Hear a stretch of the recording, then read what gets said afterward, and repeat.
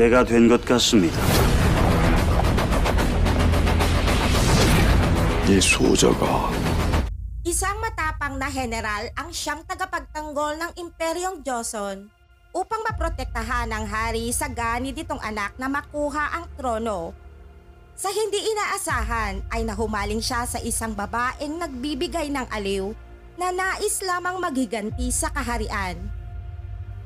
Hello mga kaboso! Welcome back sa Netflix. Ang pelikulang masalimuot na ating matutunghayan ngayon na puno ng pighati at pagnanasa ay pinamagatang Empire of Lust na ipinalabas noong 2015. 다 처리하겠사옵니다.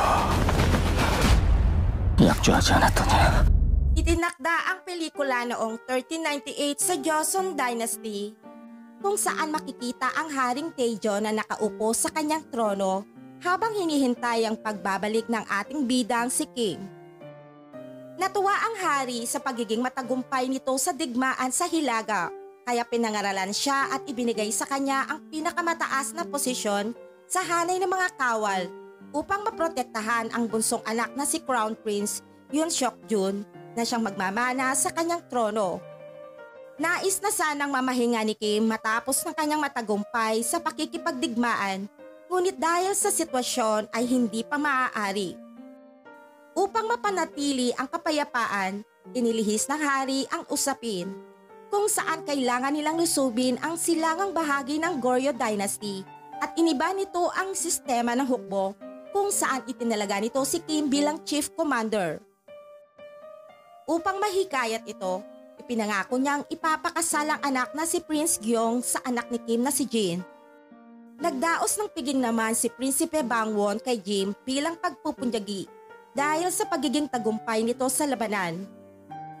Ang pangunahing pandangal ay isang sayaw mula sa napakagandang dalaga upang masiyahan siya. Habang nagsasayaw ng kaakit-akit si Kahi, isang matabang general naman ang nalibugan kaya lumapit at niyakap siya nito. Itinulak niya ang manyakol at sa sobrang galit nito ay kinuha nito ang kanyang espada at hinubaran siya ng kanyang damit. Dahil walang kakayahan ang dalaga na ipagtanggol ang kanyang sarili ay umiyak na lamang ito. Subalit, ipinagtanggol siya ni Kim at hinawakan nito ang espada ng general kaya nasugatan siya. Upang hindi masira ang kasiyahan, nagpapili si Prince Bangwon kay Kahi kung sino kay Kim at matabang general ang kanyang pipiliing makapiling sa gabing iyon at pinili naman ito si Kim. Si Prince Bangwon ay talagang ambisyosong makuha ang trono kaya ginamit pa nito si Kahi bilang patibong. Nang magkasama na sina Kim at Kahi, umupo lamang sila habang nag-uusap at nang akmang aalis na si Kim ay pinigilan siya ng dalaga dahil kung aalis ito nang walang mangyayari sa kanila ay magkakagulo at malas daw di umuno ito para sa kanya. Walang nagawa si Kim kundi lapitan si Kahi at tanggalin ang damit nito. Ngunit pinahinto din niya ang dalaga dahil naalala niya ang nakaraan. Noong siya ay bata pa, sila ay mahirap lamang. Ang kanyang ina ay nagbibigay ng aliw sa mga mayayamang kalalakihan.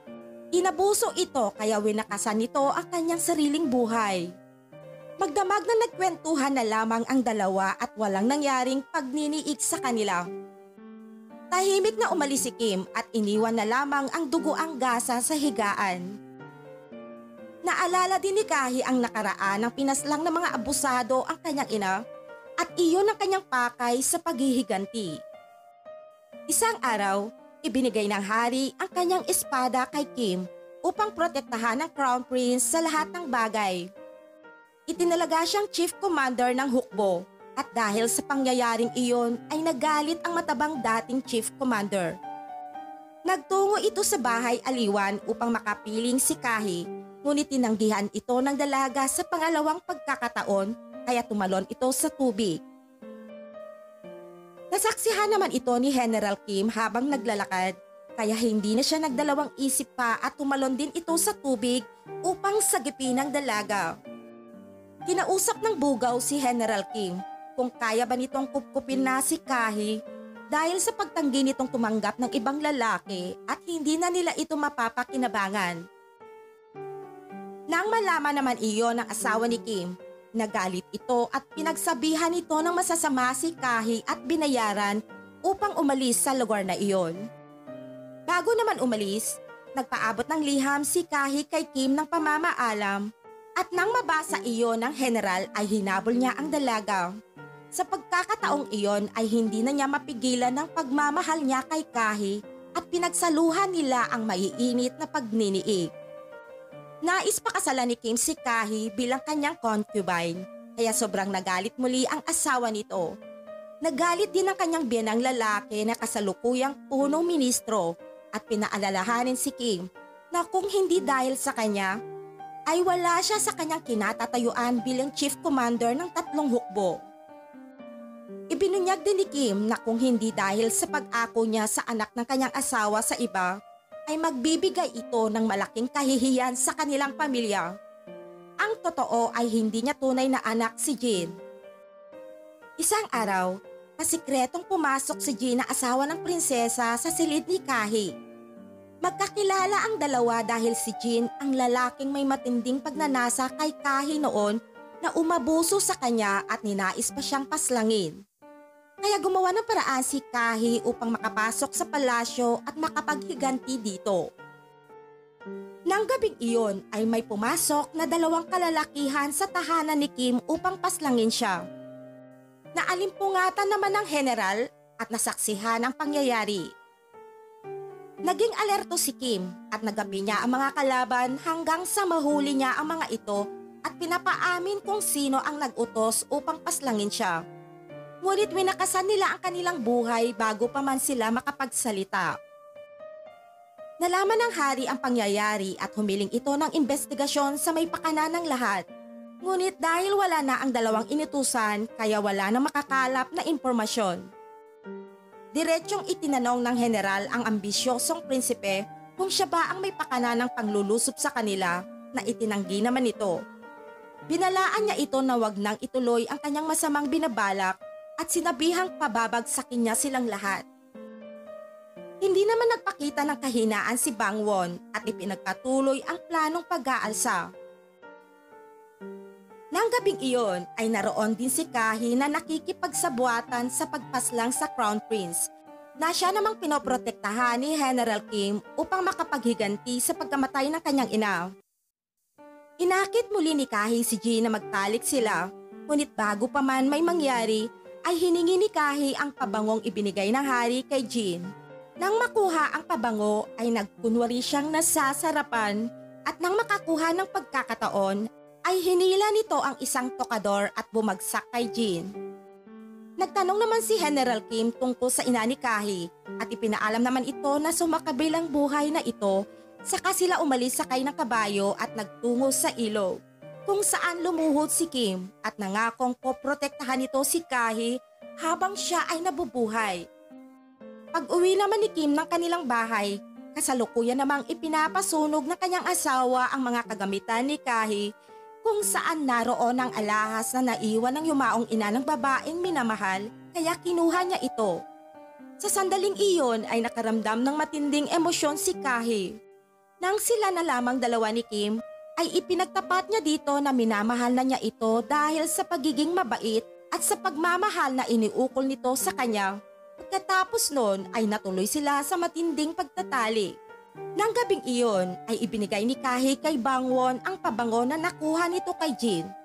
Ayon sa prinsipe ay iyon na ang tamang pagkakataon na maipatupad ang kanilang mga plano kung saan aatikihin nito ang militar. At pagkatapos noon ay nagpatuloy sila sa mainit na labanan sa kama. Isang araw, nagpadala ng sulat si Kahi kay Jean na nais nito makipagkita sa kanya. Tuwang-tuwa naman ang Mokong.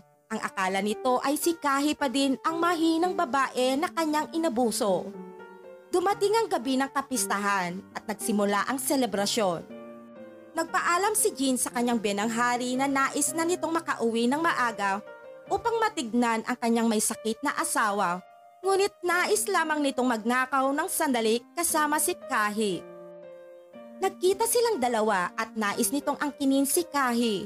Ngunit pinlano pala ito lahat ng babae. Kinuha nito ang kanyang hairpin at itinusok sa hita ni Jean. Nagalit ang lalaki at tinamaan si Kahi sa dibdib.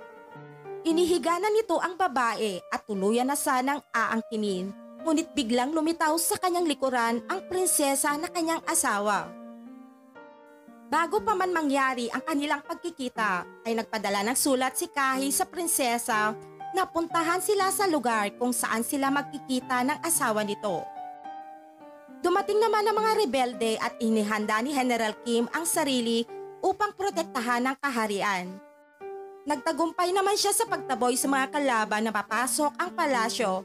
Ngunit nang malaman ng hari na ang babae ni Kim na si Kahi at asawa ng prinsesa na si Jean ay nagtaksil, kaya nagalit ang hari. Ipinakita pa ni Bangwon ang pabango na ibinigay nito sa manugang bilang ebidensya. Nagdesisyon ng hari na ipapatay si Kahi. Sobra namang nasaktan si Kim sa mga nalaman. Nagtungo siya kung saan ikinulong ang babaeng minamahal at itinanong kung bakit nito ginawa ang mga bagay na iyon. Ibinunyag naman ni Kahi ang buong kwento ng pang-aabuso ni Jean sa kanya noong siya ay musmus pa lamang. Kaya gumawa siya ng paraan upang makapaghiganti dito. Imbes na magalit si Kim ay niyakap nito ng buong higpit si Kahi. Ipinaalam naman ni Bangwon sa kanyang amang hari na tumakas sina Kim at Kahi at siya na ang tumugis sa mga ito. Isang araw, sina Jean at asawang prinsesa naman ay kasalukuyang naghahapunan. Humingi ito ng tawad sa asawa at nagkunwari naman ang prinsesa na pinatawad na niya ito.